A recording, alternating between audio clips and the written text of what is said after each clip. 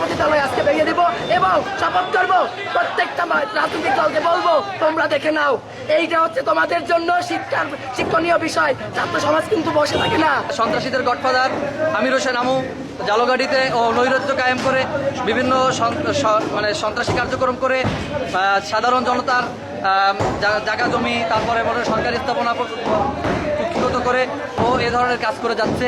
এই ডুপ্লেক্স বাড়ি তৈরি করছে সম্পূর্ণ আমাদের গরিব দুঃখী মানুষের টাকা। আমরা আমাদের নিজস্ব সম্পদ আমরা উৎখাত করতেছি।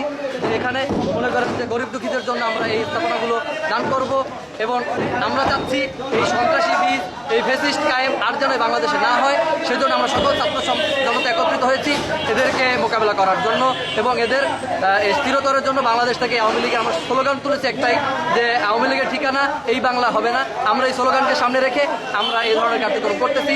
এখানে আমাদের সাথে সকল ছাত্র জনতা, জালগাড়ির সকল ছাত্র জনতা, নিরীহ ছাত্র জনতা সকলে একত্রিত হয়ে আমরা এই ওদের যে সন্ত্রাসী কার্যক্রমগুলো ছিল, যেখানে বসে সন্ত্রাসী কার্যক্রমগুলো করতো জালগাড়িতে, এখান থেকেই জালগাড়ি যত প্রত্যেকটা মানে ফ্যাসিস্ট কায়েম, তারপর প্রত্যেকটা মনে করেন যে সন্ত্রাসী কার্যক্রমগুলো এখানেই তারা আলোচনা করতো। এখান থেকে সারা জালগাড়ি সবখানে ছড়িয়ে যেত। এই কারণে আমরা এখানে এই আমুর এই বাসভবন ভাঙচুর করতেছি।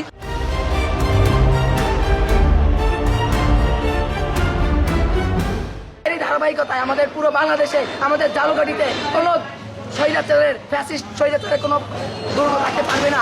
তার জন্য আজকে ছাত্র জনতা আমাদের এখানে হাজির হয়েছি। যারা স্বৈরাচারের দোষর তারা ভারতে বসে একেবারে উস্কানি দিচ্ছে, তার প্রতিবাদে বৈষম্য ছাত্র আন্দোলন এবং ছাত্র জনতা সারা দেশে যারা সব জায়গায় বসে এ ধরনের লুটতরাজ গণহত্যা নেতৃত্ব দিয়েছে। আমরা জানি স্বৈরাচারের দোষর এবং এই গণহত্যার একজন মাস্টার মাইন্ড ছিল আমর হোসেন আমু। সে চোদ্দ দলের নেতৃত্বে এই গণহত্যার একজন মাস্টার মাইন্ড সে, এবং তার যে ঘর রয়েছে আজকে ছাত্র জনতার প্রতীকী হিসেবে এবং তার বিচারের দাবিতে আজকে এখানে ভাঙতেছে। আমাদের ভাঙনটা যে প্রতীকী ভাঙন, আমরা ঘৃণা প্রকাশ করতেছি।